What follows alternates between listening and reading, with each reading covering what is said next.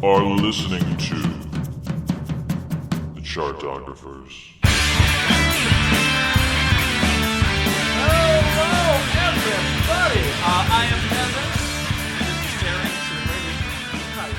Hi, Evan. Hi, and also our special guest, Brice. How you doing, Brice? Brice Ezell. What's up? These are all the people that came together that did the Radiohead podcast, the iconic one that has gotten so many views and listens to right now. One thing we didn't even mention at the top, and by the way, this is the Happy Hour Minisode where we're just kind of bullshit about the artist that we just talked about a little bit. We're talking about Radiohead. They're a band. If you like Muse, you might like them. You should probably listen to them. They're pretty okay. Do you like Kings of Leon? They're kind of like it.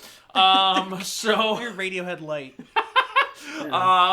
But guys, we're talking about something we did. First off, before anything else, just as kind of a let's talk about ourselves a little bit thing, I want to say that we, for those who aren't in the industry or in the know, podcasts we tend to record a little bit of a ways out, a little bit prior to when they actually go up, sometimes by months, depending on the situation. And so when we recorded this podcast, we had barely launched the first episode of Chartographers, and it got off to an amazing start. Like, people liked it and listened to it and left amazing feedback. Thanks for everyone who listened. It was great. Amazing. And as such, we had people chomping at the bit to try and join in, to try and be a part of it. And they're just like, guys, you need to have me on so we could talk about I want to do this artist. The Beatles. And a lot of people wanted to do Radiohead, but guess what, suckers? None of you are Brice Ezell. We had already booked Brice. We booked Brice prior to it actually coming out, so we had to through his contract. His writer came through. There's some weird stuff on there, by the way. Pink Floyd throw pillows. I don't think they make those anymore. Why did you have that in your writer? You would be surprised, you could totally get those on I had Redbubble. the good fortune to review the deluxe edition of Pink Floyd's The Wall for Pop Matters. And I just expected to get the files, but they actually sent the whole damn box set, which is worth like $150. And in that box set, and I mean, and you're like 5 out of 10. It sucks. It was really well put together, but they had like these weird inclusions. One of which was a scarf, and it's a scarf that's gray and white, and it's meant to look like a brick wall for obvious reasons. That's amazing. And it had like this weird like faux communist insignia on it. So Pink Floyd throw pillows could well be a thing because Pink Floyd scarves are a thing. No, you can get basically anything printed on a pillow at this point. This is true. If you try hard enough. So, yeah. Guys, Radiohead merchandise. What's your favorite? They have a lot of buttons and pins. They have a lot of weird hats. There's not much else I can think of. They have never been one. Remember that time when they promoted a moon-shaped pool by terrifying their fans by sending them leaflets in the mail saying "Burn the Witch" and just terrifying old satanic imagery? That's a thing that they did because they are Radiohead. Awesome. They have to do... Yeah, I mean, that's legit. There were people that were actually concerned, which was amazing.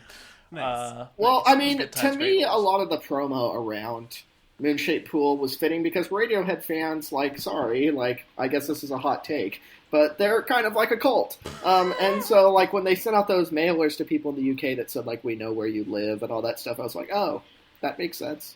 That's about par for the course. There's also the whole thing on Wikipedia of unreleased songs by Radiohead, so that's a thing that has happened. Anywho, there's at least 4 of them on a moon-shaped pool that would have previously been on that list, right? Right. So that makes sense. Hey guys, hot take right now. Worst Radiohead song. Oh God, I'd have to think for a minute.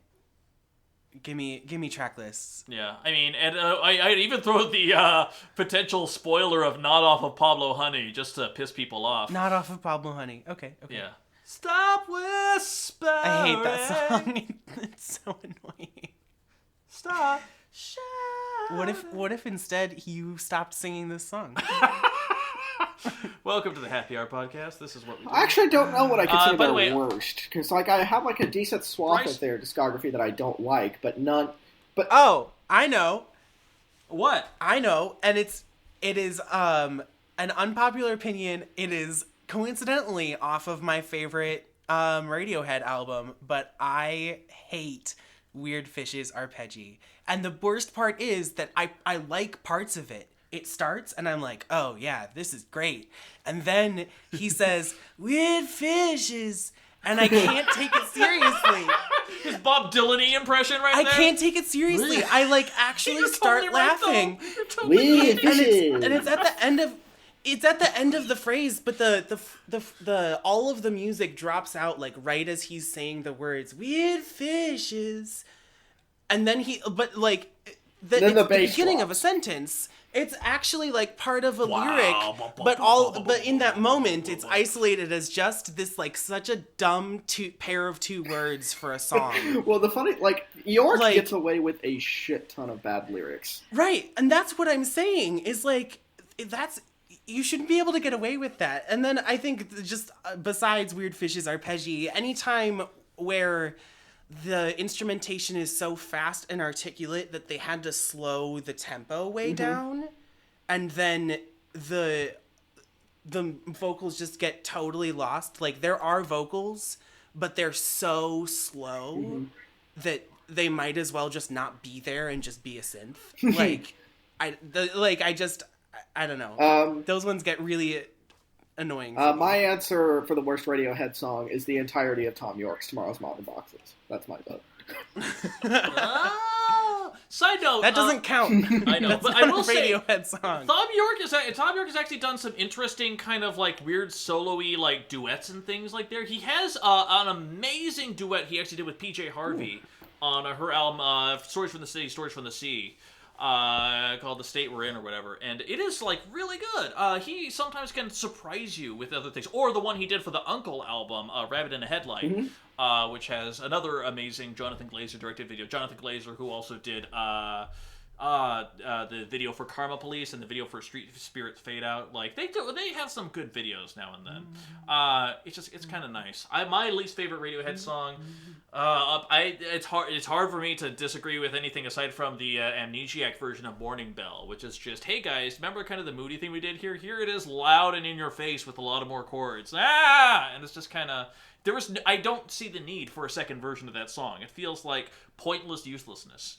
Like it just, I don't know. It doesn't. Yeah, and then they named the album after it. I know. Go figure. Great. Guys. Side note: I sent this to both of you earlier. Let's just talk about Avril Lavigne for a moment.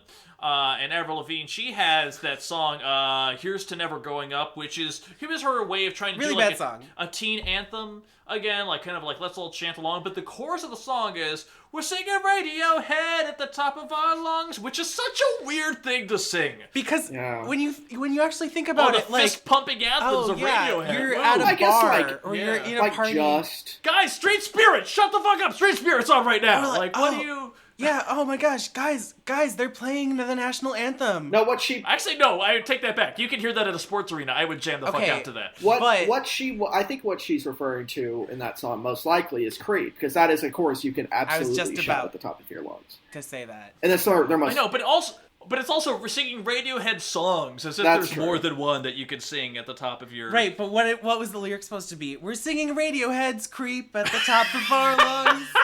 I hope she's singing Pull Revolving Doors. That's what I hope she's singing at the top of her lungs. This is the trapdoor! No, guys, she's singing Tree Fingers at the top of your lungs. We all know this. She's just like... Side note, oh my god. Like, she's just like warbling. No, it's just her holding up a microphone to industrial. By the way, I did hear her. I have this recording. Don't ask me why. I have this acoustic recording. It was like some fucking gig she did post fame where she did a cover as best as she could remember of Chop Suey by a System of a Down. Oh God! And literally, and I'm not making this up. It's she goes, "Wake up, bunch of jam up." Like she starts just mumbling because she doesn't know the full lyrics, and it's like, oh my god, this is worse than the time that you covered "Knocking on Heaven's Door" for the fucking soundtrack of some shit.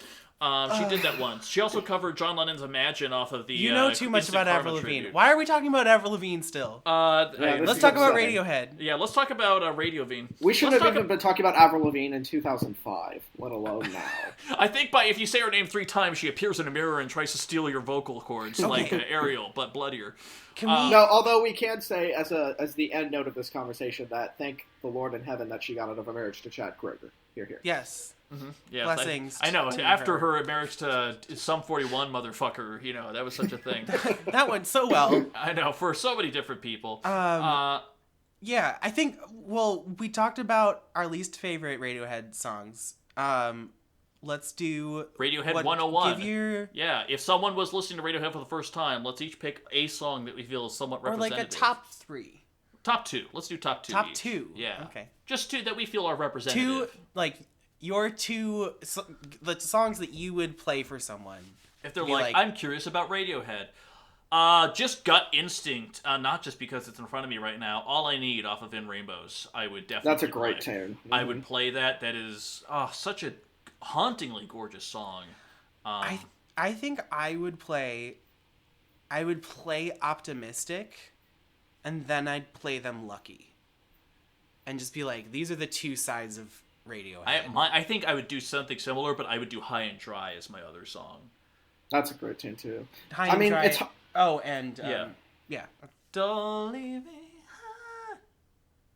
Yeah, I like that song a lot. It's hard to say because, the question, there's a distinction that has to be made. Are you saying songs that I prefer the most, or songs that I feel are most representative? Like, if I were trying to say, here's how you would get into Radiohead. Like, some gorgeous person, i.e. me, walks up to you and says, Brice, you enjoy music and have said so publicly online. I want to hear about this band that has a Radiohead for a head. I think... a Radiohead for a head? Yeah. No, I think it's like a combination of both. Like, both your favorite songs and like the first ones that you would go to play for someone. Like, you're not trying to introduce someone to Radiohead. You're introducing someone to Radiohead as you see it fit. Let's put it that way. Okay. It would be... I'm going to cheat and do 3. Nude, Paranoid Android, and Just. You came to that conclusion way faster than I... They're my 3 favorite Radiohead songs. Yeah. Yeah. All right. That is totally fair. Now, Brice, tell us about why you hate Radiohead fans. Well, I guess when I first came to start writing about music, they were a band that when I read stuff about them, I could just sense like a forced consensus. Yeah. And it's like there's a great writer called Dana Evans, and she wrote about Taylor Swift's 1989 tour, and she said that when all the positive reviews of this tour are written like someone had a gun to their head. And I feel like I don't know about that. I feel like there are still a decent amount of people critical of Taylor Swift, but with Radiohead, I just felt like, and especially around albums like Kid A in particular, I felt like it was just like it was a euphoric when music event. people could it wasn't enough for them to just praise it. They have to like exalt it and talk about its grand influence. Even though for me, what an album like Kid A and you alluded to this earlier, Evan, is that what Kid A and OK Computer did, in the grand scheme of all musical artists that exists, was not that innovative. What is innovative is that no one in the mainstream at the time is doing what they were doing.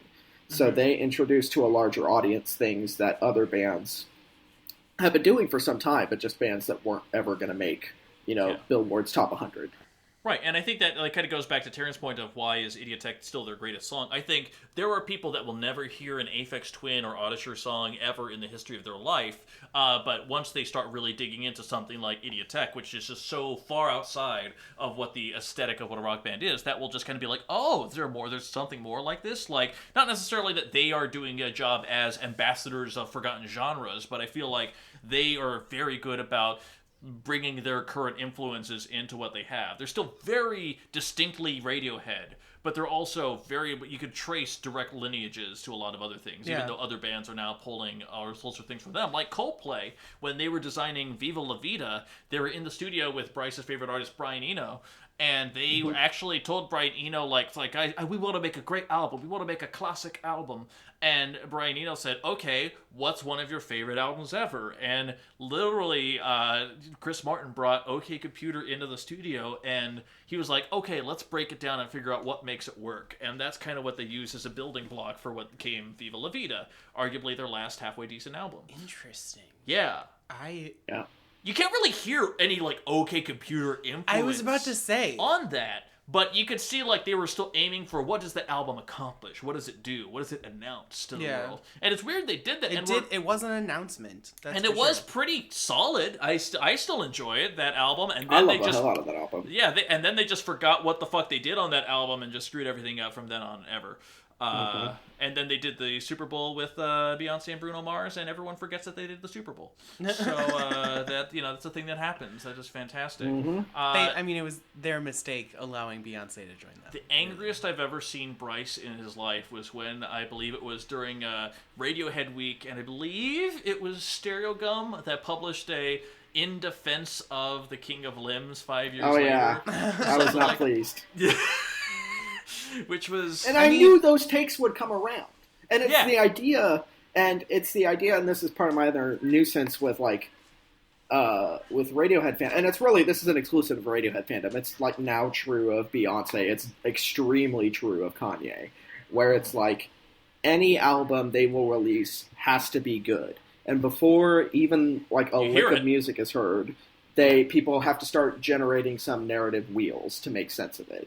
Yeah. And what I got with King of Limbs was like, I thought it was tepid. Like, that's my opinion of it, and I recognize that there are a lot of people, and the reception to it wasn't great overall, but it wasn't like, very few people panned it, like, outright. Like, a lot of people gave it, like, lukewarm reviews. Right. But there's this, like, perception that, like, everything Radiohead has to do is brilliant. Even their lesser works are genius. We just had to figure out a way to make it that way. That drives me insane. Like, Kanye can make a bad album, and has. Radiohead can make a bad album, and they have.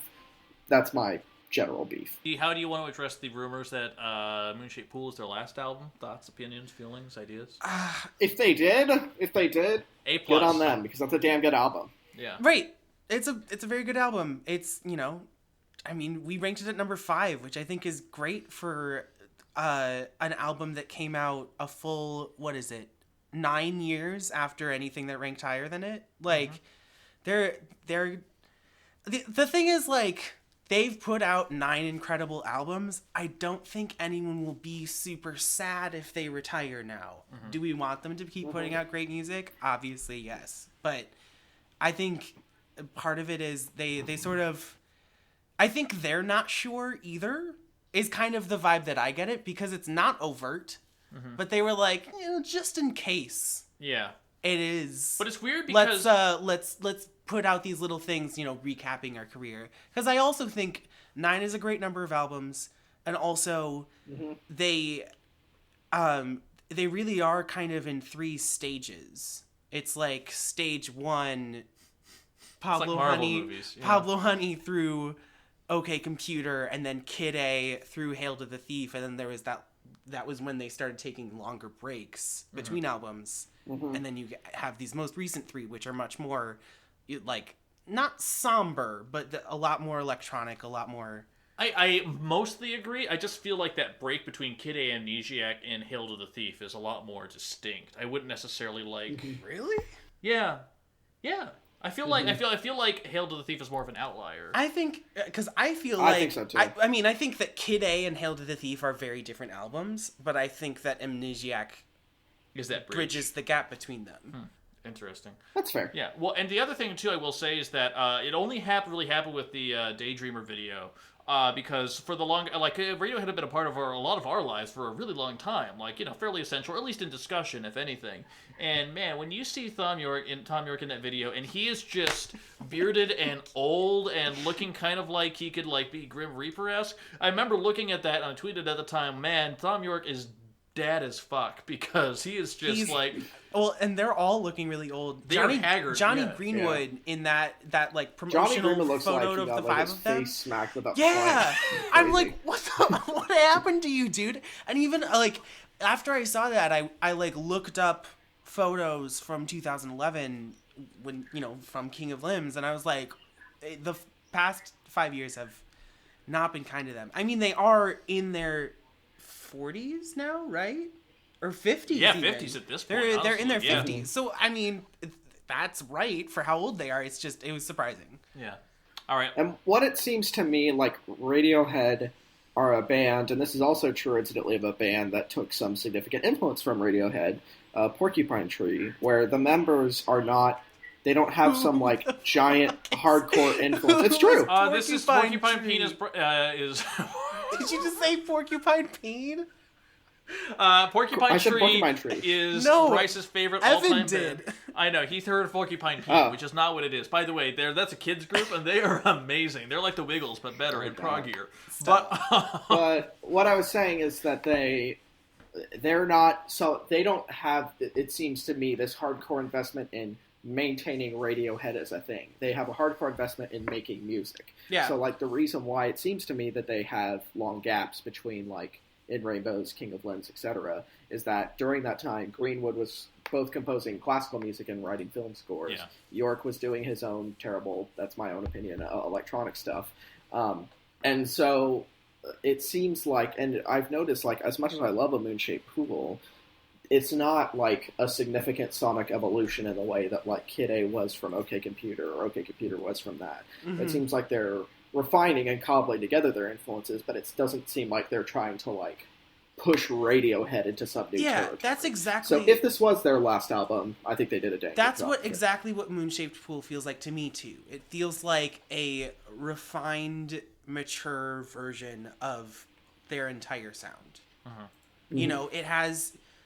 You know, it doesn't have anything overtly harsh, like they did occasionally earlier in their career, but it still moves back and forth between vast oozing soundscapes, and then you still have like very hard hitting songs with a lot of tension and high tempos, and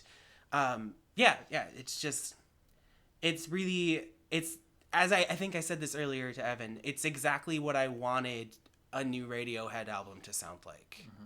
It's agreed. It's basically like exactly what I was expecting. And I will give them credit, though, for all the time, because after OK Computer came out, and after, especially British Press and Q Magazine at the time ranked it as the greatest album ever made, I'm not making that up, look that up, I will say that despite all of this hype and despite all of these different publications constantly, it never really felt like they succumbed to that insane degree of like overhype. They were like, I mean, like a lot of, I'm sure they there's no way they can't hear they're one of the greatest bands ever over and over again, but they never really flaunted it. They're never like, let's do mega platinum editions or of anything. Let's never, let's storm the Grammy Awards. They're all just like, all right, cool. Thanks, guys. They just kind of went on. And that's one of the things that we talk about. I mean, they do have personalities, as much as they're rock bands or whatever. And I feel like they just never succumbed to that. And they always just felt relatable in that way of just like, yeah, we're just going to make art music. We're going to do weird shit every once in a while and terrify you with your mailbox and delete our Twitter. But aside from that, yeah, cool. Enjoy. And I've always appreciated that. So closing thoughts real quick, guys. Brice, what's your favorite Atoms for Peace song? Your favorite Atoms for Peace song? I have literally zero investment in that band. You don't like the band that Thom Yorke filmed? Is this your closing thought? Because I really want to see what he would do, because Flea from Red Hot Chili Peppers is the bassist for that band. I know how much you love Red Hot Chili Peppers, Taran, so I wanted to kind of use that. I'm just kidding. Guys, Brice, what are your closing Radiohead thoughts for dear listeners? Yeah, I think they are one of the most important rock bands of the past 3 decades, but that they are massively overrated. Okay, fair. Yeah. That sounds about right. Yeah. I mean, I can only echo that they are obviously one of the most influential rock bands of. I mean, yes, they have been recording for the past 30 years, but I think that you hear their influence in everything. You hear their influence in pop music sometimes. You're like, huh. This producer likes Radiohead, in the same way that, like Led Zeppelin or the Beatles, like just are ubiquitous with what rock and roll is. That's what Radiohead is for the past couple decades, and yeah, it's just I'm honored to have been able to discuss their music. And for me, we all know my closing thoughts. We're fishes. Weird fishes. Weird fishes. Right, Brice, give us a weird fishes real quick before we go. I will not endorse We need it for my ringtone. We need it for my ringtone. I guess I have to do it in the Dylan-esque way that Taran. You don't have to. Weird fishes. Guys, this is the Happy Hour podcast from Chartographers. Brice, thank you so much for being here. Thanks for having me. Nice to see you, dude. I love that you've been here for all of this. It's been so great. Yeah. And it's been really great. Guys, you might want to listen to some Radiohead or Atoms for Peace. Whatever floats your boat is available for you. Tomorrow's Modern Boxes will be here today. Thanks so much for listening, guys.